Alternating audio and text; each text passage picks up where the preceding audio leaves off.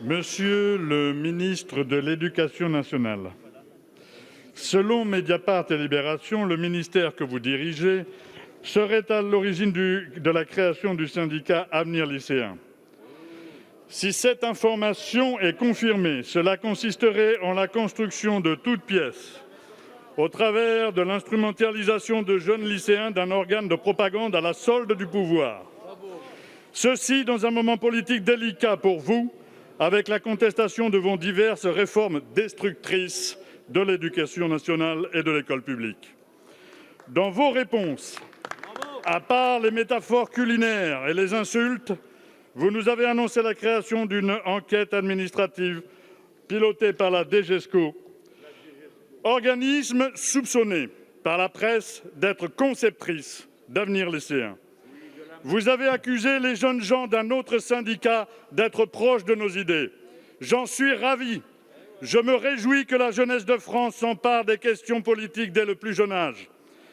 Mais pour votre information, nous ne pouvions être à l'origine de la création de l'UNEF en 1907. Donc, le parallèle avec l'affaire qui vous concerne s'arrête là. Qu'avez-vous à répondre aux jeunes gens qui se sont sentis manipulés, aux parents de ces enfants qui s'insurgent contre de tels faits, et enfin à la représentation nationale mandatée par le peuple de France pour contrôler votre action? Merci, cher collègue. La parole est à Monsieur Jean-Michel Blanquer, ministre de l'Éducation nationale, de la jeunesse et des sports.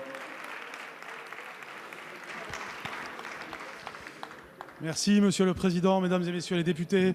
Monsieur le député Michel Larive, je peux vous répondre brièvement puisque je vous ai répondu la semaine dernière et je pourrais continuer à répondre chaque semaine si vous le souhaitez. Simplement, je vous demanderai de respecter les fondateurs d'Avenir lycéen qui se sont exprimés et qui ont dit que c'était insultant pour eux que l'on dise qu'ils aient été instrumentalisés par qui que ce soit. Je ne les connaissais pas, je ne les ai pas vus avant qu'ils fondent ce syndicat, cette association d'ailleurs. Ils ont eu 2 sièges sur 4 au Conseil supérieur de l'éducation. Ils ont eu 65 000 € là où leurs prédécesseurs ont eu plus, avec le même nombre de sièges. Il n'y a eu aucun favoritisme et n'importe qui peut vérifier cela. Donc dans le Tartuffe, je crois qu'il est dit par Cléante qu'il n'y a pas de rempart contre la calomnie. Donc vous pourrez répéter chaque semaine la même chose, mais c'est de la pure calomnie. Je vous remercie. Merci. Monsieur Larive. Oui, bien, monsieur le ministre, vous confirmez mes craintes.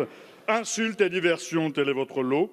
Alors je vous informe donc que les membres du groupe parlementaire de la France insoumise, en responsabilité, saisissent le procureur de la République concernant cette affaire sur le fondement de l'article 40 du Code de procédure pénale. Bravo. Merci, monsieur.